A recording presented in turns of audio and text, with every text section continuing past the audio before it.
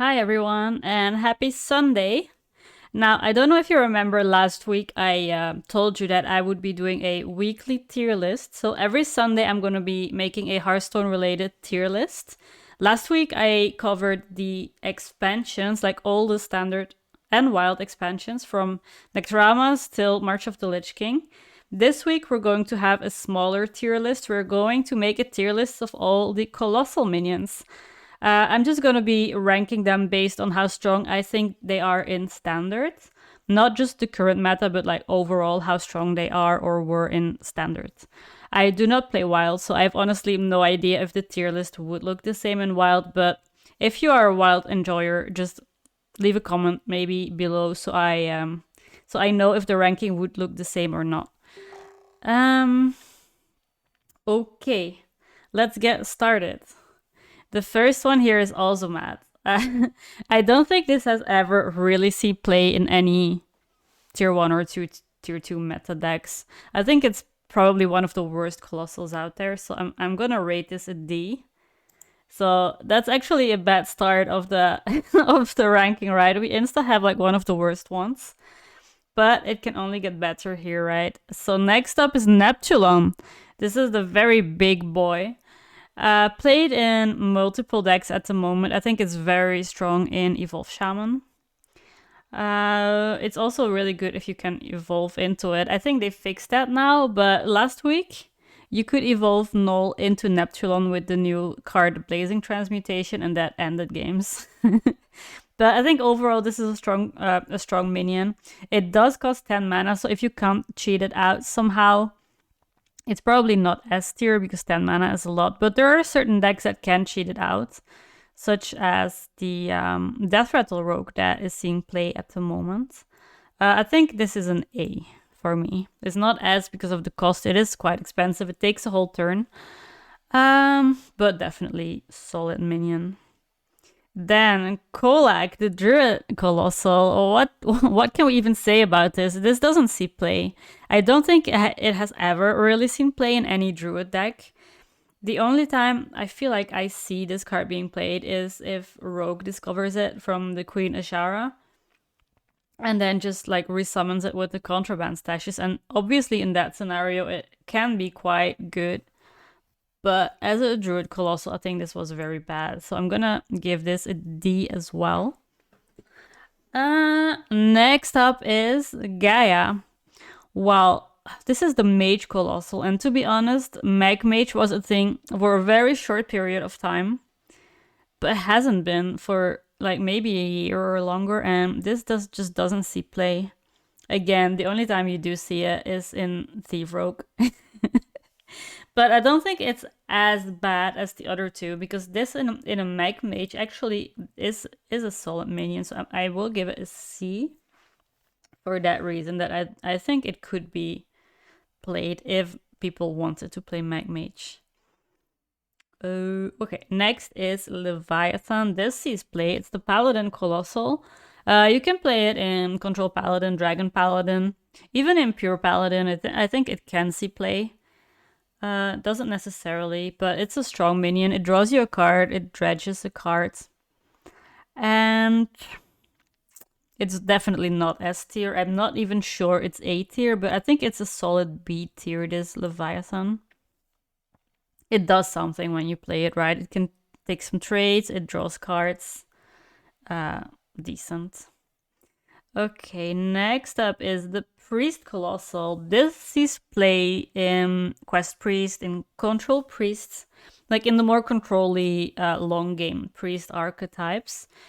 Pretty strong because it does heal you. It clears the board a little bit. It picks a random minion, attacks into the A10, and you heal, plus hopefully clear a minion. But it doesn't draw a card, and it's just like a single card removal. So I think I'm gonna give this a B. Kind of the same level as Leviathan, maybe. Then we have the Xhilag. This is the Demon Hunter Colossal, which I don't know if you remember, but a few months ago, I played Proving Grounds Demon Hunter on stream quite a lot. And it was really fun trying to cheat out this Xhilag early or get copies of it. And then just try killing your opponent with copies of the Xhilag. I think it's a strong minion. You kind of want to remove it once it's on the board because the stocks keep pushing more and more damage every turn if you don't remove the colossal minion. They come on the board as 4 stocks, dealing 2 damage each, so they also can clear some boards in certain cases or push lethal. How strong do I think it is? Is A or B? I want to say B at the moment because it doesn't see that much play anymore. Then we have the Glugg. Gluggers. I really like this card, not gonna lie. I've been playing a lot of Evolved Shaman lately, and the Glugg is really a core card in that deck. And once this gets on the board, it's quite threatening, right? Because you want to remove this Glugg before it gets really big. But it's hard to do that because there's 3 taunts in the way. So not every class can deal with it. And this Glugg can, like, it can get out of hand really, really fast. I think it's a strong minion, very threatening on the board. So I'm gonna give this an A. Maybe I'm a bit biased, I don't know, but I just really like this card. So Glugg goes to A. Next up is Nellie. Well, Nellie was really strong in Warrior when it first came out, but she got nerfed. And after the nerf, it was not really played that much anymore. Do I think it's as bad as Ozumat and Colaque? No. Do I think it's as good as Leviathan and Xhilag, for example? No, I don't think so. So I'm going to give Nellie a C.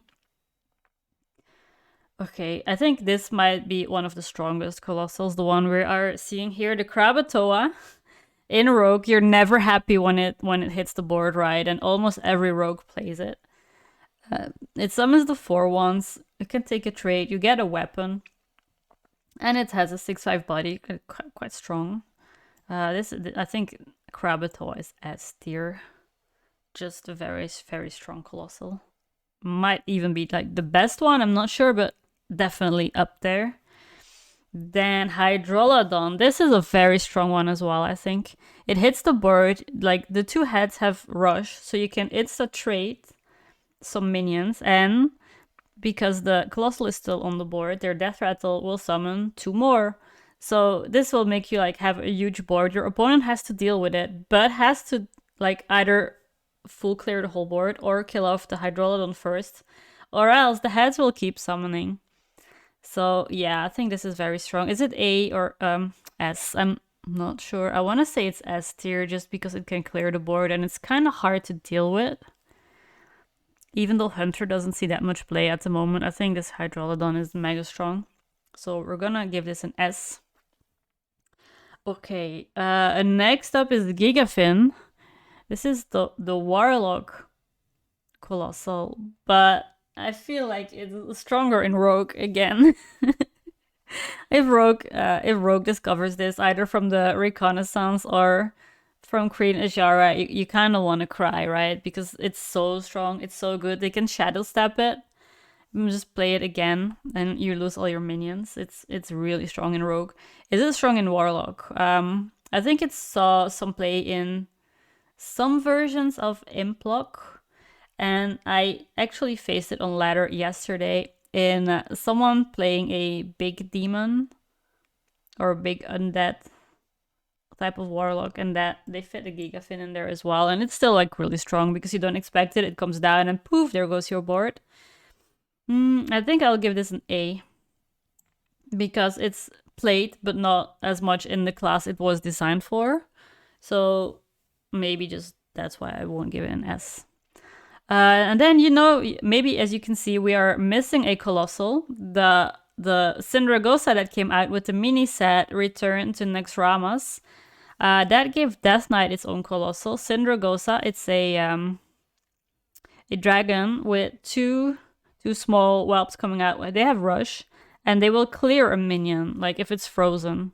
Like they freeze the minion, then the Sindragosa removes the minion because it got frozen.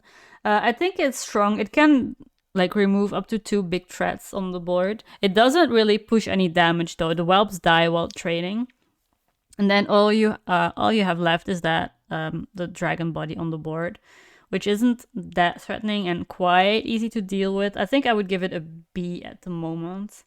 Maybe it will see more play. It only just came out like 1 or 2 weeks ago, so maybe people just need to find the perfect list for it. For now, the Sindragosa DK Colossal goes in the B list for me. Okay, guys, that was it. We covered all the colossals. I hope you liked it.